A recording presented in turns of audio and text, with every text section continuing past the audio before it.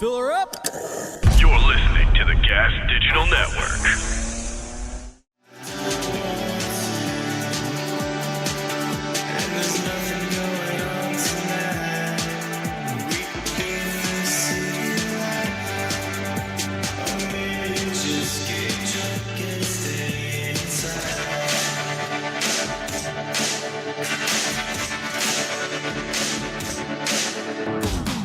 Good afternoon, Michael Malice here. Let that be your welcome for the next hour.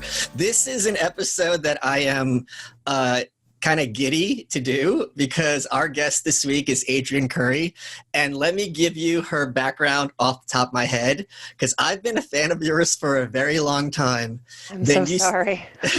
No, this is the thing. Okay, let's explain to the kids like the whole background. So you were the very first winner of America's Next Top Model. Never got paid.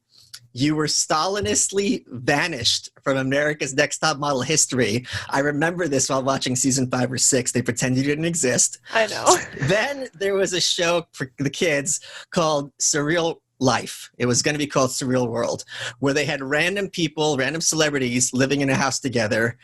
You were one of them in season 5, I believe, with China. Season 4, China, the bodybuilder wrestler.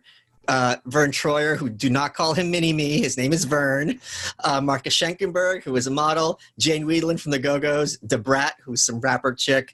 Chris Knight, who is Peter Brady. For some reason, you fell in love with him. Then you got, so VH1 had this whole ecosystem of these weird shows, like starting with Flavor Flav being Flavor of Love. It was the hit version of The Bachelor, Bret Michaels. Then everyone got spinoffs. You got your spinoff with Chris Knight, My Fair Brady. Then you got married, did not go so well.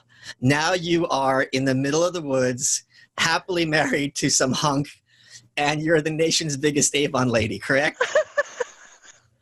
Is that all right? Did I get all right? Yes. I don't know why any of this is going on, but like, yeah, I legit live on the Canadian border in the Rocky Mountains in like a town of 700. And I'm like on the outskirts. So, and, I forgot the most important part. You spend all your time in the Tim Pool chat room. Well, I do data entry for my job, and you can't, like, watch the news for news. And, you know, Tim might be a little too far left for me, but at least he has interesting guests like you. So I, like, watch and I troll. Like, I learned the art of trolling. Yeah, it's so fun. But I troll as me, and everyone's like, is that? And I'm like, yep. I'm just trolling. Let's talk about Top Model, because this is the one where it's just so confusing to me. So you won the first season. There was some beef with you and Tyra.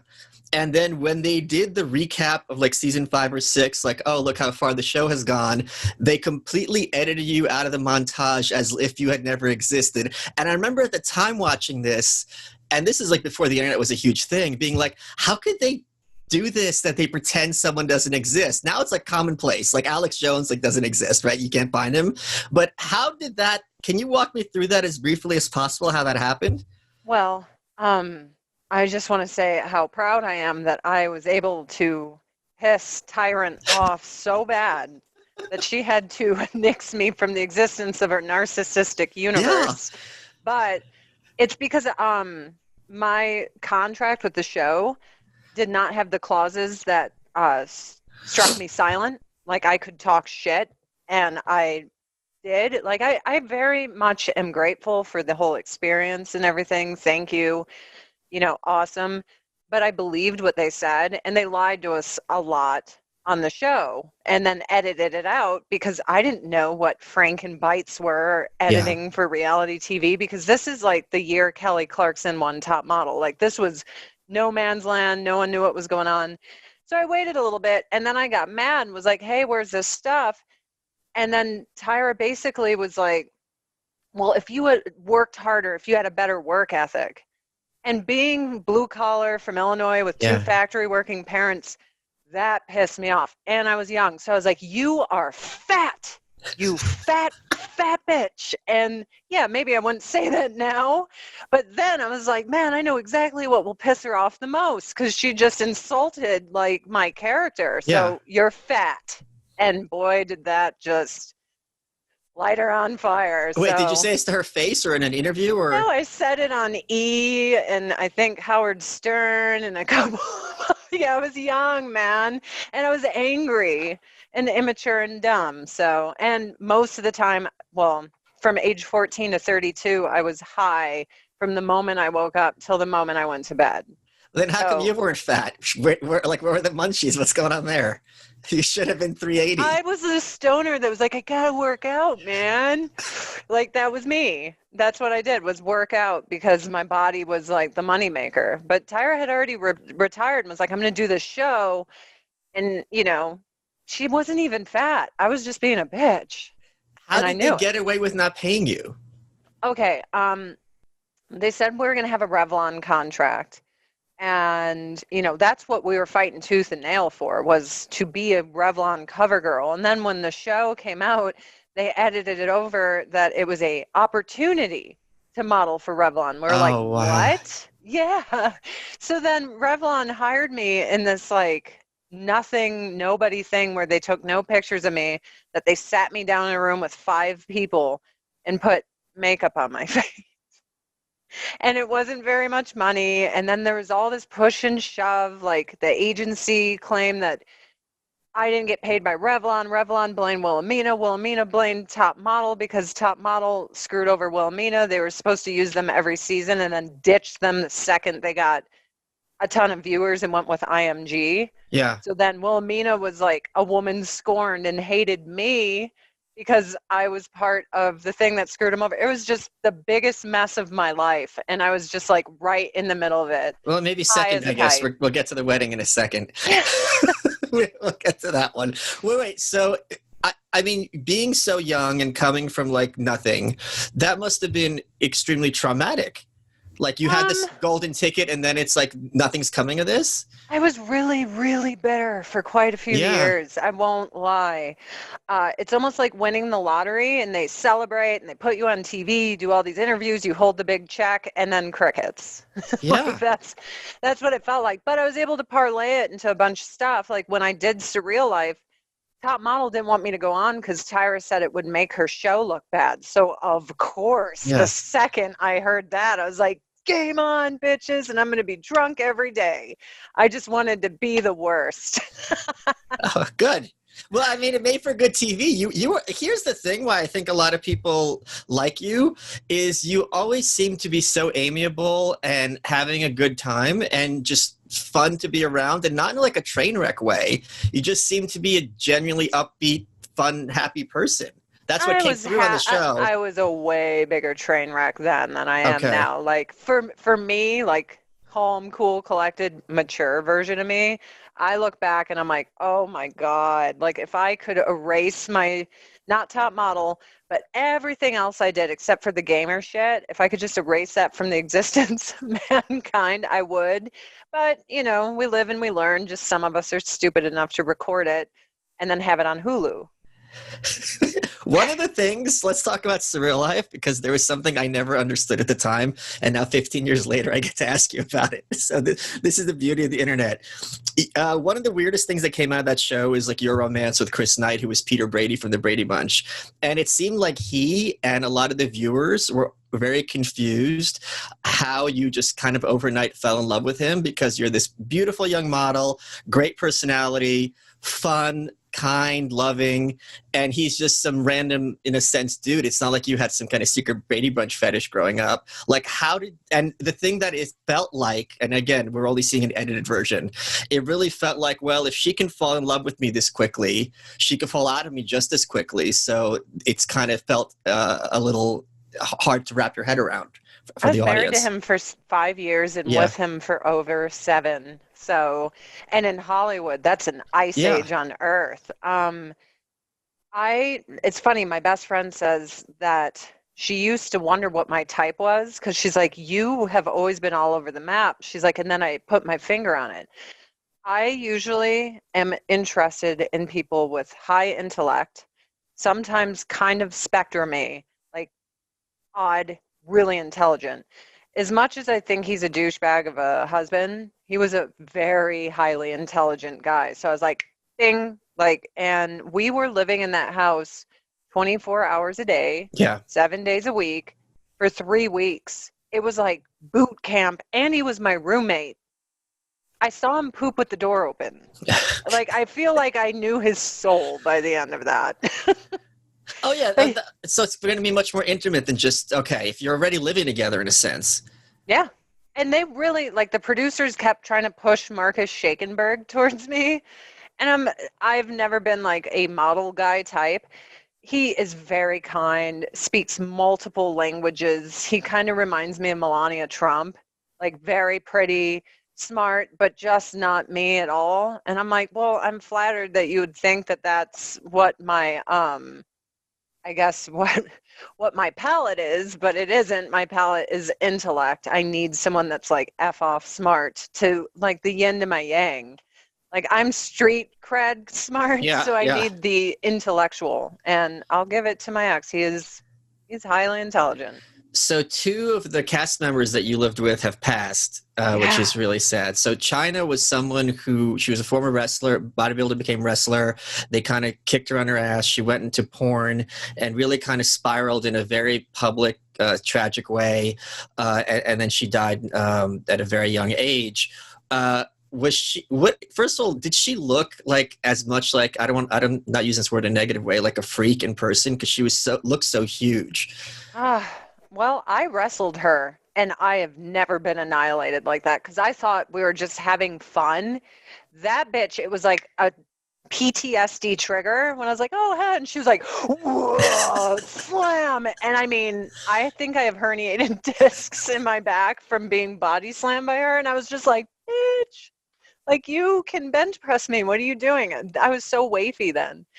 But she was a mess, but my heart always broke for her, because when you know her story, that her fiance cheated on her with the owner of the wrestling organization's daughter, and then the entire wrestling organization shunned her because they didn't want to get the owner mad or his daughter, and she legit turned into chopped liver overnight.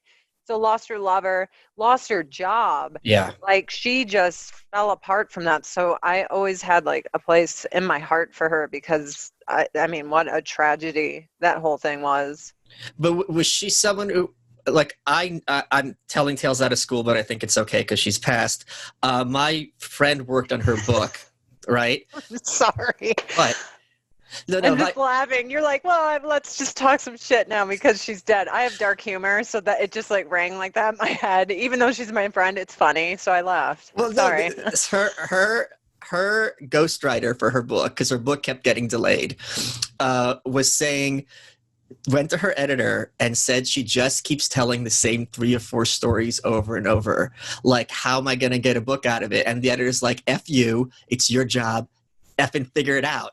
And he's like, okay. So it just always seemed like, and when you see her in Stern, these other things, like it wasn't just that she lost her job, but that she did seem to have like something fundamentally wrong with her mentally. She was on a lot of drugs. Oh, there was a point where her boyfriend at the time, another wrestler, and her had a huge fight at the Surreal Life house. Yeah. And I grabbed her bag of goodies. Now, I mean, I was mostly a stoner then, but I had dabbled my dabbles. My guess is it was like cocaine, maybe some meth and some other stuff. Wow. And I hid it because I was like, this bitch is going to kill herself. So she would like stay up for 2 days in a row.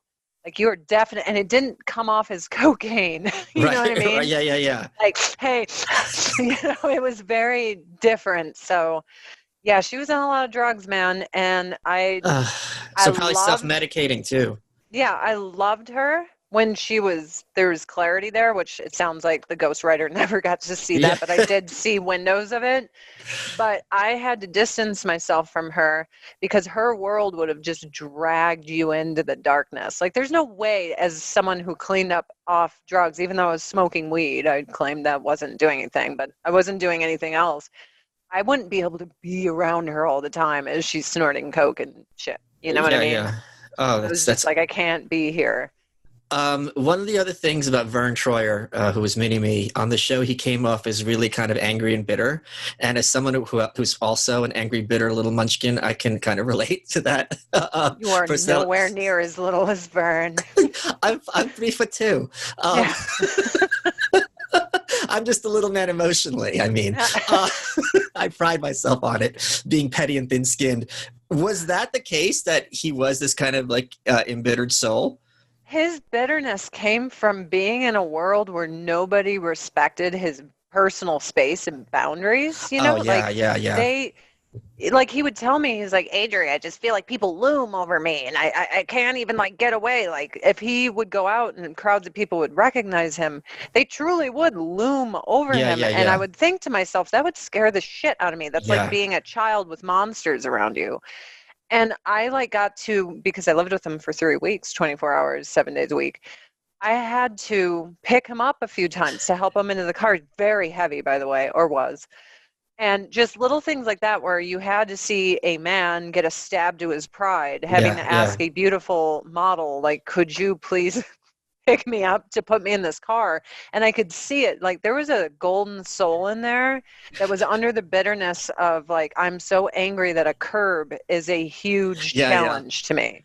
I'm just laughing because I'm remembering now. I hadn't thought about this in 15 years. There was one episode where he got really, really drunk and was just like peeing on the floor. He pissed in the gym on the floor. Yeah, and the thing is, there's this moment, it's got to be on YouTube, where he's just looking at the camera while he's peeing, and it is such, like, it's this moment of existential despair as you're looking at Vern Troyer drunk and peeing on the floor. I think, I mean, of all the reality TV that happened, is there any better moment than a drunk mini-me taking a piss off a fucking scooter in a corner of a gym floor in a house full of weirdos? Like, I could not. I didn't walk out of my bedroom because I felt embarrassed. I was raised very Catholic. Me, you wouldn't think, but I was like, oh my God, a naked man. I can't go out there. I don't want to humiliate him. But then I was like, but he's peeing. There was this Simpsons moment where they stop by Moe's house and he just says, please don't tell anyone how I live. And it was like, I kind of felt like it. It was like this really, really sick moment. Okay. He was so wasted, man. He was so wasted. My favorite band growing up was the Go-Go's. And you got to live with Jane Wiedlin. And I actually went to some kind of one of these autograph things where like all these random celebrities are there and you can pay money and they sign their picture and talk to them. And she was like there. Like a Comic-Con? Yeah. But it wasn't a comic. It was more like horror and like it was random people. Wait a minute. Was it the Chiller convention? Yeah. And she was there, and like she was such a loudmouth, just sitting at her table. I'm like, I can't go and talk to her. This energy, it seems like it'd be too overwhelming. Yeah, and she was always such a little wallflower. Oh, that I know of. Yeah, I wonder if she had a little liquid courage. Well, no, she had her friends as backup, and maybe she didn't want to feel weird that no one was talking to her, so she was kind of on. I don't know, but it was really like, okay, I can't get on board with this because it feels like it would be very overwhelming. That's so interesting. So what was that like living with her? Are you following what they're doing recently? I have not talked to her in a millennia. I feel like the last time I saw her was after we had a little fallout. She invited me to go watch the Go-Go's at I think the Hard Rock in LA. And I went and watched, and she was really lovely. And I went backstage, and the dynamic between all those girls is so awkward. Like, you can feel the tension in the air. Yeah. But it was lovely of her to invite me, and I got to watch her do her thing. I was always in such shock that I guess so many people measure who they are and their worth and fame, notoriety, and relevancy. And she was so obsessed with knowing that the Go-Go's were no longer like tip-top relevant. And I remember looking at her being young, and I'm like, you've sold out stadiums. Yeah.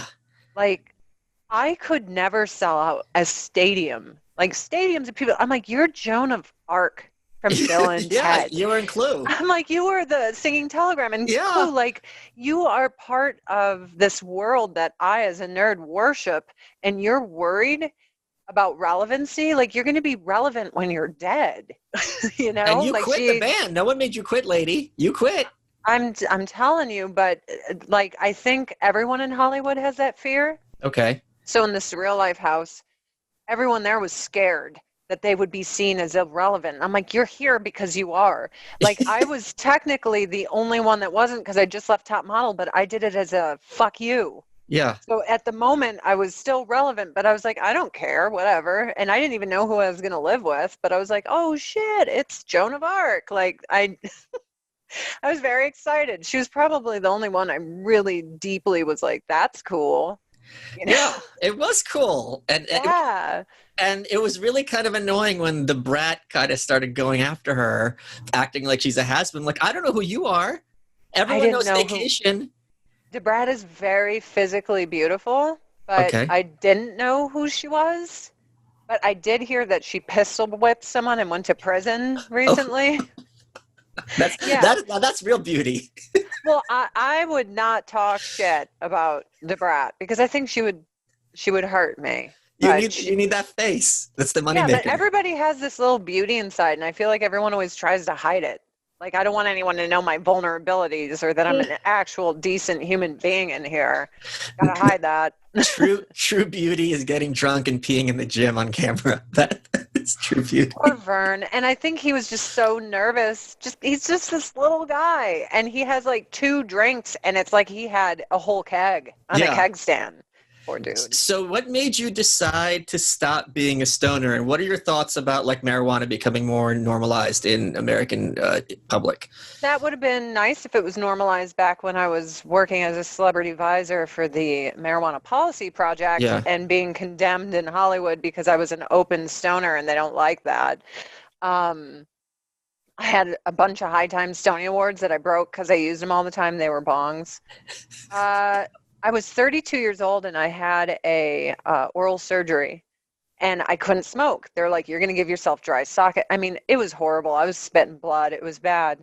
So I just naturally didn't smoke weed and I didn't have any edibles.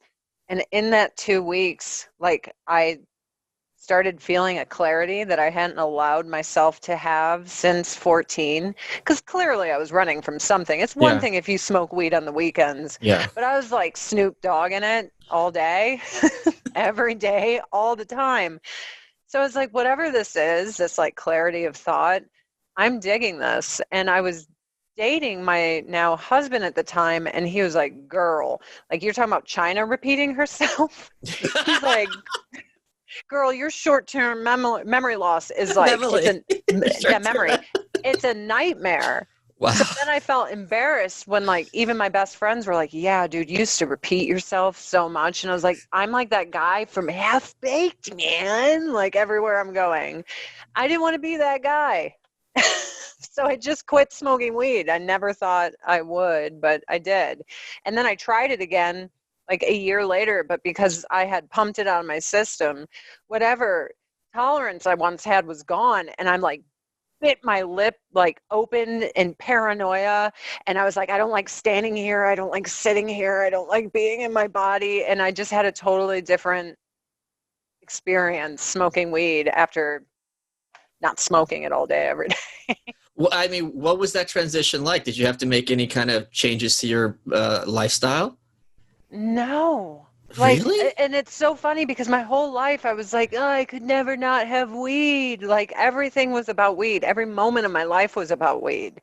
Everything I ever did all day, every day had weed plans. Because I mean, I was a stoner. And then it was just gone out of my life. And then as each month went by, I realized that I had floated through a haze in my life. And then I'd look back and be like, I wonder how much more I could have accomplished if I wasn't standing behind a dumpster behind the MTV loft smoking weed. Just, oops. Wait, so how are you like such a chill person? Like if you're a model, like did you have like brothers growing up? Like brothers. Is that what it was? Yeah, my mom is the only girl and 7 brothers. Okay. And I had brothers. So I never really identified that much with chicks, never had a sister or anything like that. So like even when I went to the top model house, it was a lot to deal with because I was not used to dealing, like I was the emotional one, nobody else around me. Like, even my mom is kind of like a dude because she was raised with all brothers. But I mean, is what it is. Guess I'm just a chill person with an incredibly monotone voice. Even when I'm excited, you won't know. Yeah, I but sound the same. I mean, how much of those stereotypes about models are true, and how they're all true? I lived in models' apartments where I had to sit down 14-year-old girls and explain to them that the photographer inviting them over doesn't want to take pictures. He wants to sodomize you. You know, like crazy stuff. I mean, I'll never forget Lithuania was her name. This Romanian chick. I lived in a model's apartment in Milan. No one spoke English, so it was all sign language. It was like a Russian girl, Romanian, Polish, I think Chinese, and we're just like, And the Romanian chick throws a eggplant on the burner of the stove thinking that's going to cook it and then leaves. Like, oh, I guess I'll come back in 40 minutes. It was like on fucking fire. And I just felt like I was in a sea of stupidity. Like I couldn't, and I'm the dumb stoner, you know what I mean? So it's just like, man. And I think because lots of them leave school when they're 13 to, you know, pursue modeling. I was old. I was 20 when I got into it. So I was just like, wow, man, these people are dumb. I don't think you need to be 13 to learn to leave stoves unattended. I think. Dude, Does she not have fire in her home country? I don't understand. I mean, she was lovely. I mean, Sure. just this beautiful flower of a woman. But yeah, I didn't understand. What made you finally decide to be like, screw this, I'm leaving Hollywood and I'm going prepper? Well, when I met my husband, we started, there was one earthquake in LA. He had moved from New York. He lived in, I think, Queens for 12 years. He is from Kentucky, moves to LA, and we have an earthquake. And of course, I'm just like, meh. And he was like, what the F? I'm like, yeah, I felt that way too the first time I felt it. And he's like, we need a plan. We need all this stuff, blah, blah, blah. And I was like, well, I have this shotgun. He's like, oh shit, we could buy guns here because he had come from New York. Yeah. I'm like, yeah. So then it's just the gun collecting and all the bug out bags. And then we're like, we got to leave LA because not only is it dangerous if shit hits the fan, but all these people suck ass. Like, we have to get out of here. So then we moved to Prescott, Arizona in the mountains, and we loved it. But we, after some time, we thought 49,000 people is way too many people. Need to move somewhere else. So we moved to Kalispell, Montana. And then after a little bit, we're like, 20,000 people is just way too many people. Like, if shit hits the fan, we don't need these people. So we moved to an undisclosed town on the Canadian border with like 700 people. And that's the town which takes 35 minutes to get to. Like, we're in nowhere. And I don't regret any of it. And really? Then, None of it? Look at what happened this year. I was like, yes, everyone thought I was crazy. Everyone thought I was crazy. You guys are burning yourselves alive. And I'm up here with all my preparations and guns. Like, get the hell off my property, you wackos.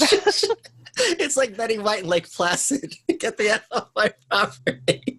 Wait, but I mean, don't you get lonely just being out there? You know, I did.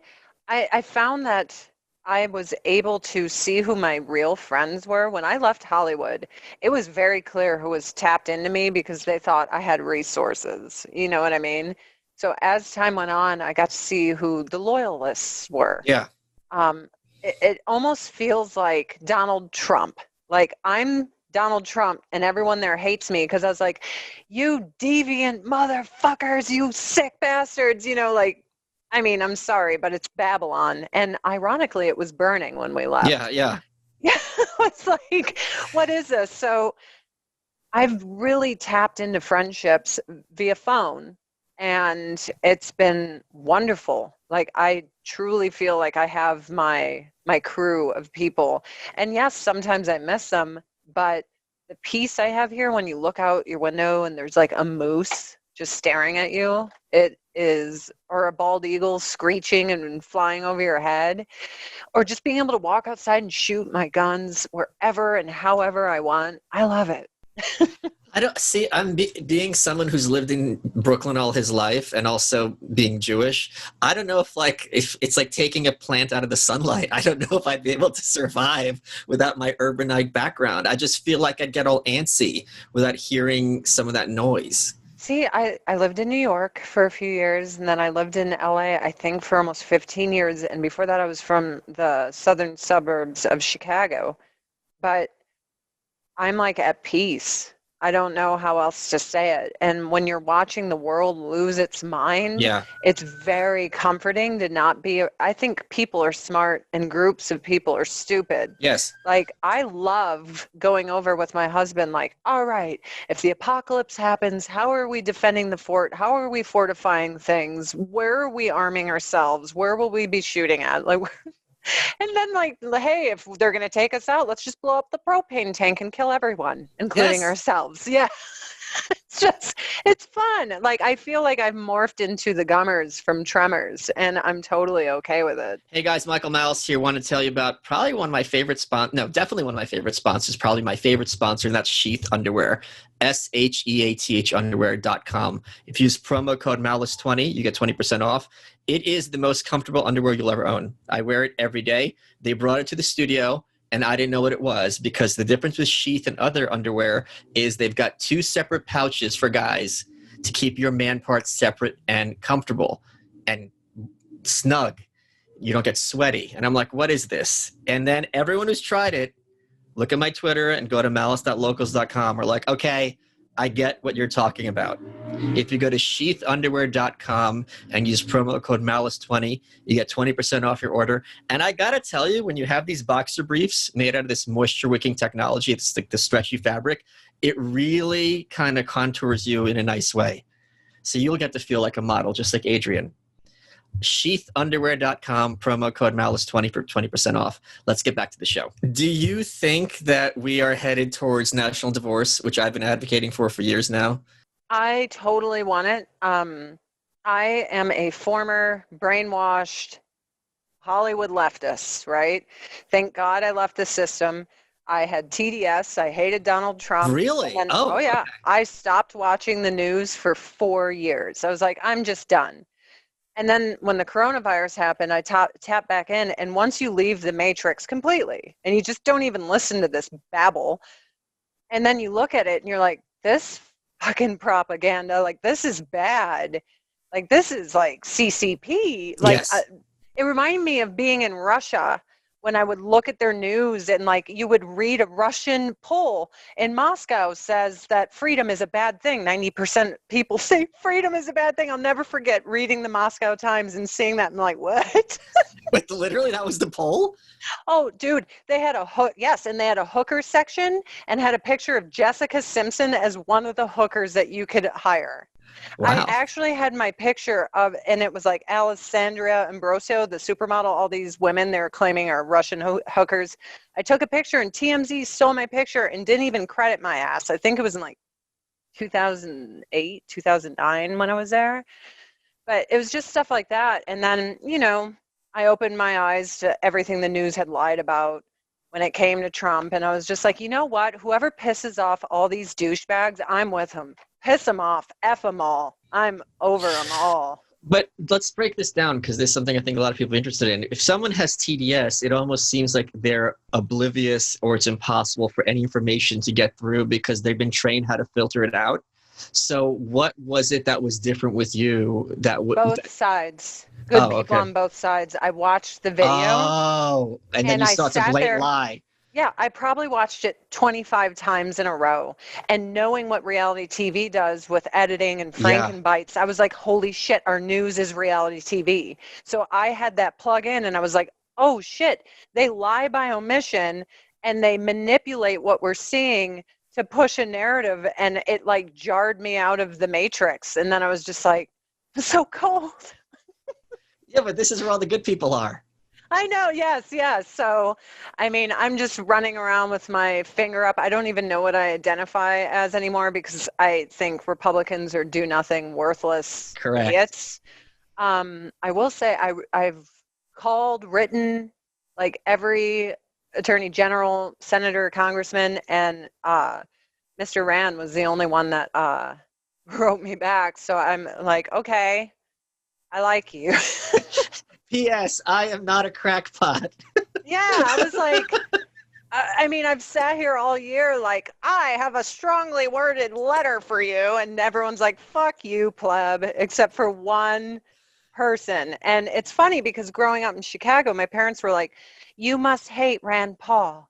You must hate all Republicans. You must hate all this stuff. And then I'm like, the news just hits, oh, hey, taxpayers, we're funding the transition of a transgender pedophile that effed his own daughter with your money. And I'm like, Yeah. I'm not a Democrat anymore. No, no, no. And if you're against this, you're transphobic. I'm like, how about an American? I'm like, can we just hack off his balls and sew him to his chin?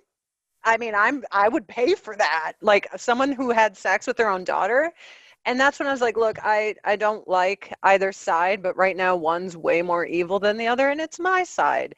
And then I said it, and then everyone and their mother hated me and wanted to light me on fire. And luckily I was out here because they can't get to me. Let's talk about hacking body parts off. So just recently you got your implants out. Almost a year ago. Yeah, and this is something you've been talking about, and you're not the only one. Lots of people have discussed these kind of health risks that people don't realize. How did you put two and two together that the implants were messing with you? And walk me through that. Okay. I have had problems ever since I got them. I think it was 2006, maybe 2006 or 7. I had to get another set because my first one rejected so bad that one of my breasts looked like the chick from Total Recall, like it was like double boobed. It was a nightmare. I spent $30,000 for 2 boob jobs from the top surgeon of Beverly Hills, and my body rejected both. And I always tell people, like even trans people, heed my warning. The human body doesn't like when you shove stupid sacks of fluid in it that the FDA was like, yeah, sure, approved. Let's make that money. It's like, did you do test, smash? Just throw it in their body, right? Yeah, you're not eating it. It's fine. Well, I had seen all these doctors and I'm like, I'm getting sick and I got hives all over my body and I'm in pain. Something's wrong. They're like, you're fine. You're fine. You're fine. It's all psychosomatic. Yeah, Yes. You're crazy. Yeah. Totally. But I have pictures of the hives all over my body and my face, which, makes it hard to work in entertainment when you're busting out in hives. But in 2012, I was like, I want to get these out of my body, but I was scared. I'll admit it, because I was scared of another surgery because both of them had sucked. Finally, I mustered up the balls and I told my husband, I'm going to do this. So I sold all the jewelry my ex-husband gave me for like bargain prices. I was like, you guys want a wedding set? Here, you can have it for a couple K. Like, I don't even care. Enjoy it. I will say, Jewish people have extraordinary taste in diamonds and jewels, and I was able to get enough money to fund my explant and make fans really happy with nice diamonds and jewels. Yeah. It really worked out. And I went to that doctor in Chicago, this French chick, and she was like, well, they're fine. You could keep them in if you want to. I'm like, no, they're not fine. Take them out. When she cut them out, she was like, everyone was wrong. One was split open, and it's been seeping silicone into your body. Yeah. So they had to remove almost all of my natural breasts on my right boob. I mean, I have like a little boob, but I mean, I had great boobs before I went and got them done. And then they had to do a breast reduction on my left boob since I had lost so much to scar tissue and stuff. And then, like magic, later on in the night, I had a hematoma and they rushed me into another emergency surgery. It was great. I hated every moment of it. So, yeah, I tell anyone, I'm like, if you're trans, like, I wouldn't do this. I would like take your butt fat and inject it and hope for the best. At least that's not going to like poison you. And even then you could get necrosis where it's like the Walking Dead in your chest, like little dead pieces. None of it's worth it. I know you're going to roll your eyes because I know how stupid this question sounds, but you're a model, you get your looks, get you your work, so on and so forth. People have this strange idea of beauty in our culture that like if you're a model you're not a person, and this it's hard for us to wrap around. And when you hear this, I'm sure you're like, you're ridiculous. Why would a model need to get breast implants if you know professionally you're good looking? Hollywood pressure. Unfortunately, I went there at age 20, so my brain wasn't fully developed. And when you hear from so many years, if you just did this, if you just did that, thankfully I didn't listen to them about my face, because they were like, you got that Liz Hurley bulb? Like, we could make you look so much more like Mila Jovovich if you just, Wait, as if Liz Hurley is like, oh, she's hideous. Like, but she isn't supermodel beautiful. They're like, she's an actress who was allowed to model because she effed Hugh Grant. Okay. You know got what I mean? It. Okay. Yeah, but they're like, Mila Jovovich, no, that's true beauty. And I always say I'm like the bastard child of Liz Hurley and Mila Jovovich, like the poor man's version of both. But I didn't poke my face, but the boob thing, it got me. It did. And I stupidly did it. And I like always want to warn everyone, like, it's just not worth it, man. Because now I have Franken titties and I'm totally happy. But, woohoo! But is it the kind of thing where how soon after you got them taken out did you notice a change in your health? And did it affect your mental health as well? I did not want to be one of those weirdo women that like make believed everything was fine right afterwards. I wanted to document and wait and see. I have chronic dry eye, so it looks like I'm high all the time. I didn't know this until I quit smoking weed. My eyes never cleared up. I was like, oh, I just thought it was from getting high, but my eyes are just perpetually dry. They used to be so dry, I'd have to go to sleep with like a Vaseline type gel in my eye to try to keep them from, they would dry like the lid onto my eye to where I'd have to peel it off. It was very painful. That doesn't happen to me anymore. They're dry, but not that bad, which I'm like, whew, thank God. And my hives and allergic reactions to things have dropped by about 95%. So the only thing that's changed in my life is fake titties. So, I mean, was it worth the $30,000? There's like, I could have had, I don't know, like multitudes of guns. I've got you all figured out, lady. Oh man, I'm telling you that when you just, it's just great. It's funny when people are like, I would love to visit you and bring my kids. I'm like, you would have to give us like 3 weeks to get all the weapons. Because they're just like, you know. In the toilet tank, under the toilet. Axes, like secret compartments. Like, I don't care. Like, you know, I'm paranoid. Whatever. What's your favorite gun that you have? My baby is my .357 Ruger 6-inch barrel, and I have bear loads in it right now because when I go walking around, you never know. Like, I'm just not going to get mauled by a bear. And we have game cams all over because we also like to see who's on our property, which is never anyone. But we have a very huge mountain lion here, Big Tom. Yeah, we've had a bear like on the front porch one morning, no coffee in us, let the dog out to go pee, and we're like, what is that? And it's looking at us like, who are you? And are you like, the top model? Shit. Yeah.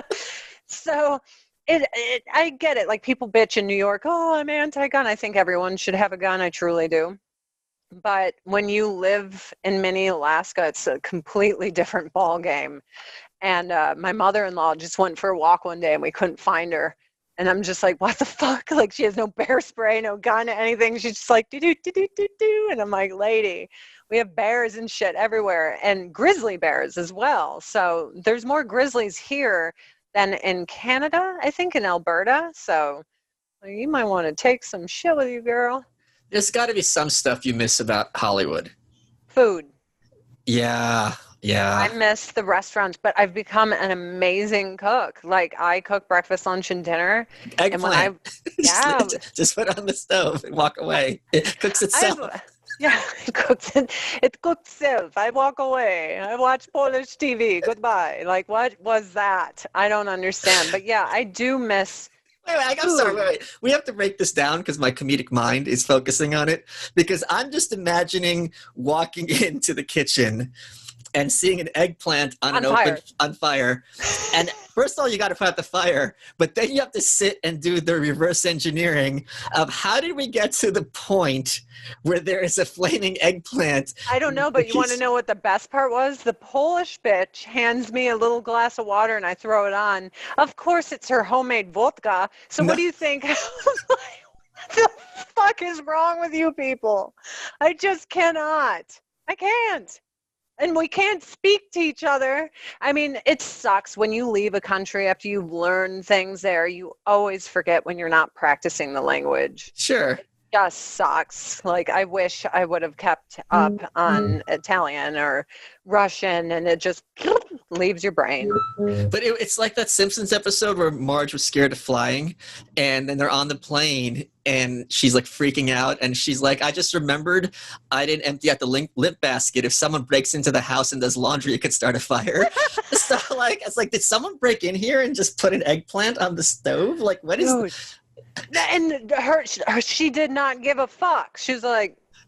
That's the thing, the blankness. It's like, do you not...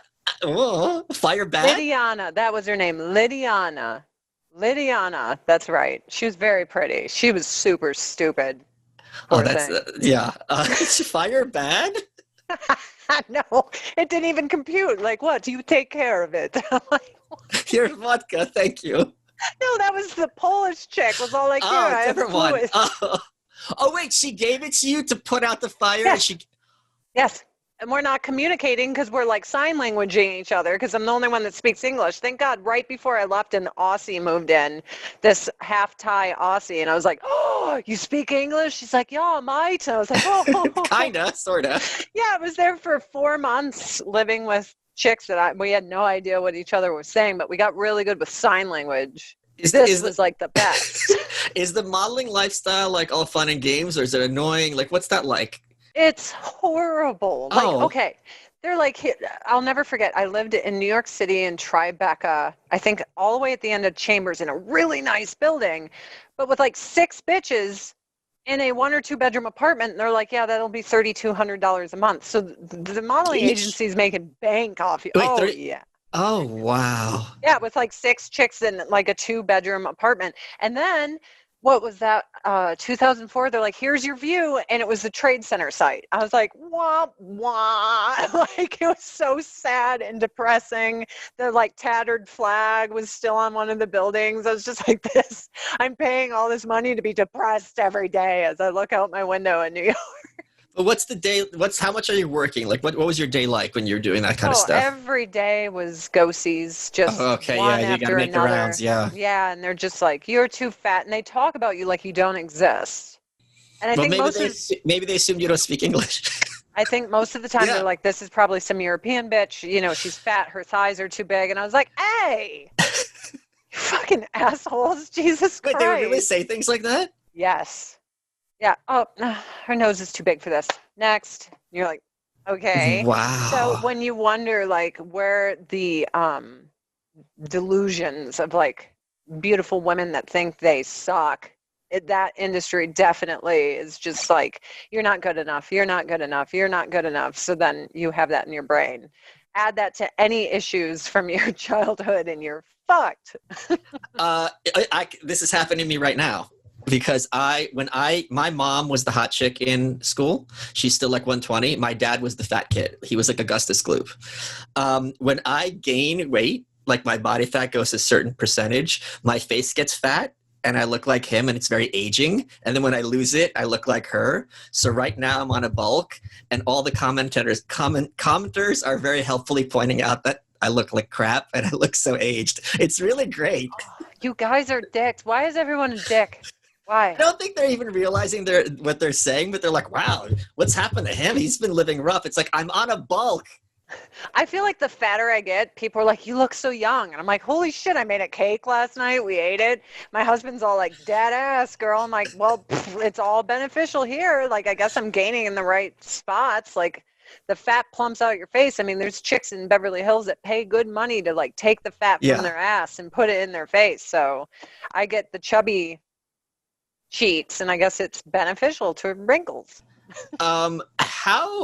When you're a model, like how brazenly are people hitting on you and how disgusting is it? Is it like in movies? Trying to think. I don't know if I was really standoffish. Okay. My gamer tag was Bane of Man. So my joy in life was shooting douchebags down. Just shooting them down. So the guy would come up to me and I'm like, I'm not meeting my husband in a New York bar. I'm Bleecker. I'm very sorry. Goodbye. Oh, Yeah, Oof. I just didn't want to talk Ice because Maiden. yeah, well, they didn't want a relationship. They're like, Yeah, oh, yeah. hey, can I put my wiener in you? And I was like, not interested. Like, because I'm not that girl. Like, I've never done a one night stand. I never will. I'm not, like, I don't know you. I'm not comfortable with you. I'm going to sit on some weirdo's face. Like, get out of my life. Like, I just do not know who you are. And if you're going to kill me. So that has always been my thing. So, yeah, it was very dismissive. And then usually if like a nerdy guy or someone with some intellect would talk to me, then I would open up. But if it was like, yo, I'm a bridge and tunnel boy, girl, what's up? And I'm like, get out of here. But how would that intellectual nerdy guy be in the same room as you? Well, I'm a neckbeard, I guess. Like I'm a nerd. That's So true. I You are would that. naturally go places where they would be, and I would always have huge respect for a nerd that would come up to me and talk to me. Like I'll never forget, I was at Comic-Con and some nerd was talking to me about something, Lord of the Rings, the Silmarillions, like something where it was so deep, where he was all like, oh yeah, you're like the light of Galadriel's hair and blah, blah. And I was just like, you know what? I'm not single, but if I was, like, game on. Like, you go, dude. And we fist bumped, and then we, like, just chatted, like, friendly, not. But I was like, you're brave. That was awesome. Good for you. Because I would actually be interested in a conversation with somebody that was all like, hey, I couldn't help but notice you have a quote from The Killing Joke on your bag. I'd be like, yes, I do. Like, that would, I guess, melt my heart. Do you know what the secret twist to The Killing Joke is? Hmm. Did you know about this? Alan Moore just came out and talked about it recently. No. I get to tell you. I thought Please you were do. I thought you were a real nerd. Looks like you're a poser, No, pretty lady. I am an unplugged in now nerd, but I do have a really cool statue of The Killing Joke with like the camera and everything, and yeah, very, very cool. But I think you mean a maquette. Um, so at the very end, Batman kills Joker. wait, so he doesn't? That's why it's called The Killing Joke. If you read the comic, it's off camera. He goes ha ha ha ha, and the laugh cuts off, and that's the Batman snapping his neck. Of course, Batman would, because Yeah. Batman's sick of his shit. Right, but that's not like that wasn't really known at the time because they're having issues. Is it continuity or not? And Alan Moore just said, no, this is like the last Joker story because he also wrote the last Superman story. Oh shit! Yeah. That is awesome. Now I want to read it again. One of the most embarrassing moments of my life was my mentor Harvey Pekar, who did American Splendor. He was on a world round tour.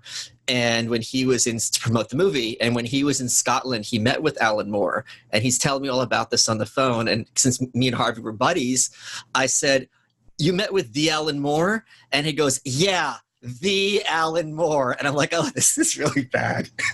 So. Well, I was sitting on a panel with Stan Lee. Oh wow! And everyone yeah, you worked was, with him. Yeah. So I've sat on tons of panels with Stanley, and it's pretty crazy when you have like an audience of 50,000 nerds, and like let's say you touch Stan's shoulder. Like I've legit had nerds come and grab my hand like, oh, I touched Stan, I'm never washing this. I'm like, disgusting. Don't what the fuck? Weirdos. But they were talking about like favorite comics and shit, but I just couldn't do it. And I was like, Marvel makes superior movies, but I prefer the darkness and despair of DC. And he just looked at me and he's all like, there's some good, Batman's good. It's good. Oh, I was okay, like, good. I was like, okay, no, Stan was like totally cool with it. I was like, dude, no, I love Marvel. I do. I mean, who doesn't? But I've always like, I'm a doom and gloom kind of chick. So, like I was just telling a friend earlier, living out here, like 2020 for me, I feel like I've gone through all the different characters of the Watchmen, right? Like I was Adrianne Veidt in both Jupiters in LA, like I'm a narcissist that wants money and look at me, I'm sexy, right? And then, I leave Hollywood and I kind of discovered, the news is lying to me, and then I'm Rorschach, justice, right? I have to wake people up. Then I noticed people like they don't care that North Koreans are living in hell on earth, and they don't care about concentration camps so long as they could go to Walmart and get a cheap shirt. I used to think they were brainwashed, but like my husband was like, honey, They just don't care. They don't care. So when I learned that they didn't care, like all of a sudden I got washed with this wave of Dr. Manhattan. Like I don't want to even socialize with people. They're so evil and I want to leave this earth. And then it hit me where I just started laughing and this like maliciousness overtook me of how much I hate people. And I felt like the comedian because everything's a big fucking joke, you know? But it's not their fault in a sense because they're not fully there, is my take on it. I think they're missing something essential. It's not a choice on their part. If you talk to someone and you explain that children are being starved for political purposes and their answer is just like, what are you going to do? It's like, I've done all I can. I can't really take it from here. I thought that I could do more. I could do more. I could do more. And I'm like, I'm just going to link everyone to China Uncensored and all this other stuff. Like here, just learn. And then like that sick realization where people are so, it's almost like when you learned about that village that after they liberated a camp in the Holocaust, they like marched them through and the indifference on their faces. And the soldiers were like, how did you live next to this, you sickos? And the only time they seem to care is when they hand them shovels and they're like, have at it. And they're like, oh my God, this is horrible. Yeah. What is wrong with humanity? So I'm like, Comet, come. Like I've turned into that Tool album, Animal, where I'm like. Touching the meat in the pipe. No, wash it all away. Oh, okay.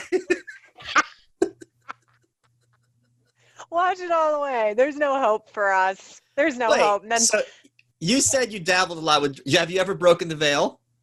What? Of like getting high and just like seeing past what's around us? Okay. It's funny because I remember you had briefly talked about Clockwork Elves with Alex Jones. And, you know, I was like, what? I, in my teen years, did nothing but LSD. And I would push it to the limit of like, what the F? I remember I took 10 hits of golden. Oh my God. So quadruple dipped golden Buddhas. And I went to the IMAX at Navy Pier to watch Pink Floyd's The Wall. This was me in my seat. I was just like, I'm freaking out. Everyone's like, shut up, everyone will know. I'm like, they already know. I'm wigging out. And then I would get mad because you have to skip a day with your acid trips. Otherwise you have to take triple, double, you know. But I haven't really messed around with hallucinogenics since I watched the sky melting on me and I saw me turn into a monster in the mirror. I was just like, okay, I did the mirror thing. They said, don't look. I looked. And I mean, it was bad. Oh yeah, like, I'm a fucking demon. Look. I'm gonna look. I'll show you. Oh, and I just watched. I was like, I'm a demon. I deserve to die. I don't even know what this is. Like, and I was done. So anything else? Like, is it DMT they were talking about? Yeah. I have no idea. But when they tell me what you see, and I'm like, elves, get the fuck out. Like, I don't want to see you. No, it's a good thing to see them. I don't know if it's good. With what I've seen from LSD, I just don't know if like disconnecting again is good for me. I feel sorry. Go ahead. I was going to say, I feel like every time I've uncovered all the keys to the universe, which I never fucking remember when I sober up, but yeah, I feel super deep and enlightened in the moment. And then I'm like, what was the thing I was supposed to not forget? Well, you got to write it down and take a picture. Yeah, well, I was a kid. I was just like, woohoo, I'm on LSD all the time. I think the argument in that space is LSD is not the one you want because it's synthetic, whereas shrooms and other stuff is organic. Now, who knows if there's any to that? Yeah, but that's kind of the argument going on there. My last trip was in New York City on mushrooms on Halloween, I think in 2004. That wasn't that long ago. Well, I mean, yeah, it is. I mean, you weren't a kid at that point, is my point. I was like 21. Yeah. So, but then I was just like, I'm done. I mean, how many more years of my life am I going to spend watching walls melt and floors bubble? Like, Okay, so you didn't break the veil, if that's all you're getting out of it. I saw some shit and I felt some profound things, and that I felt very much like there could be other dimensions and things like that, but I'm a pussy. Like, if you're like there's ghosts. I'm like, I don't believe in ghosts. I'm scared of ghosts. So I'm like, I don't want to even go there because I don't think my puny mind could, deal with it. How did you become like, are you like the biggest Avon lady in America now? Yeah. I really hope you don't get murdered. No, why would I get murdered? Who's going to kill me? I don't know, the Avon lady is not No, a thing. I'm an independent rep, so Avon in no way condones or condemns anything I say because I have my own business. But that took like 3-4 years of focusing, and everyone made fun of me because it's like Avon. They're like, Avon, really? You left Hollywood and you're going to do Avon? And the way I got into it, I had a myomectomy where they pulled my uterus out and soldered off like fibroids, which were benign tumors. It was horrible, hip to hip, put me back together. I was on all this Percocet and I watched Edward Scissorhands with Peg the Avon lady. And I was like, is this like still around, man? So I like Google searched it and I ordered a kit and signed up to sell Avon while on Perks after surgery. And then it gave me something to do because I couldn't vacuum, I couldn't move. I'm not supposed to do anything. Inspired by Edwardson. Tim Burton, he really does a good makeup job in his character. Dude, I was just like, I remember Avon. It was the first makeup I ever got. So then it gave me something to focus on because I was so depressed. I'm an active person. When you can't like move or sneeze or cough, you're in so much pain.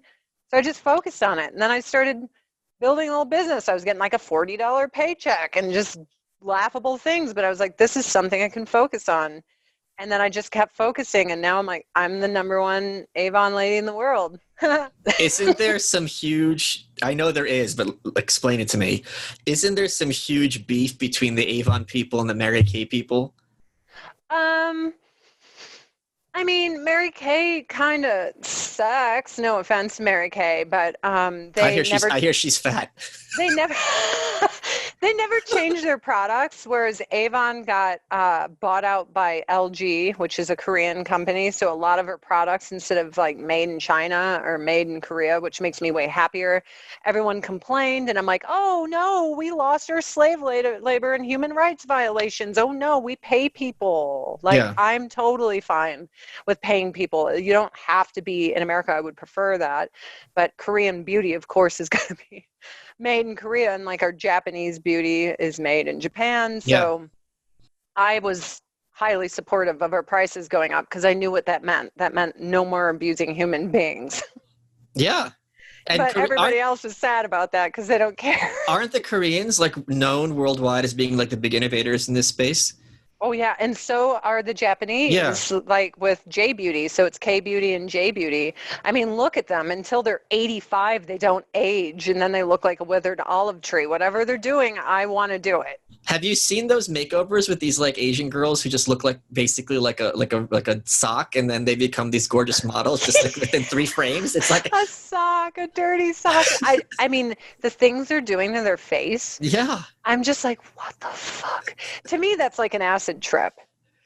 That it's almost like plastic surgery in front of your face without any cutting. They just put you see these pictures and you're like, oh, wow. Like the big like pupil things that are all cartoonish. Like, what are you doing?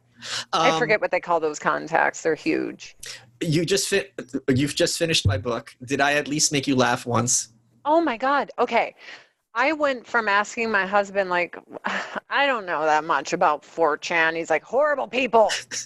They watch murders. I'm like, I guess, to like reading your book and being like, I have a deeper understanding of 4chan.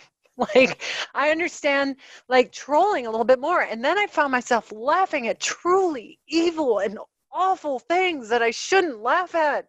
And I was like, am I a bad person? Like, I think the whole Mountain Dew thing where it was like Hitler did nothing wrong. I laughed so hard, and I'm like, I'm going to hell if there's a hell. Wait, let's explain to people so you don't take that clip out of context. Yeah, no. What she's referring to is that Mountain Dew had a contest to see rename the next flavor of Mountain Dew, and the trolls ginned up the polls that the winning result was Hitler did nothing wrong as the flavor name.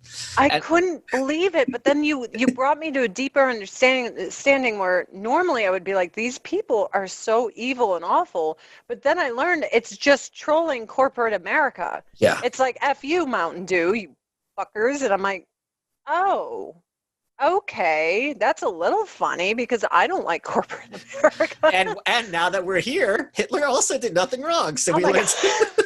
if he's such a bad person, why isn't he in jail? I just, like when I was in Russia learning everything about Joseph Stalin, like I got to dine in his docha in Sochi. I went to Sochi before they made it nice for the Russian Olympics. So when all the Olympians complained, I'm like, fuck you. You have no idea what this was before they even came here. You were in Sochi before it was cool, Miss Hipster.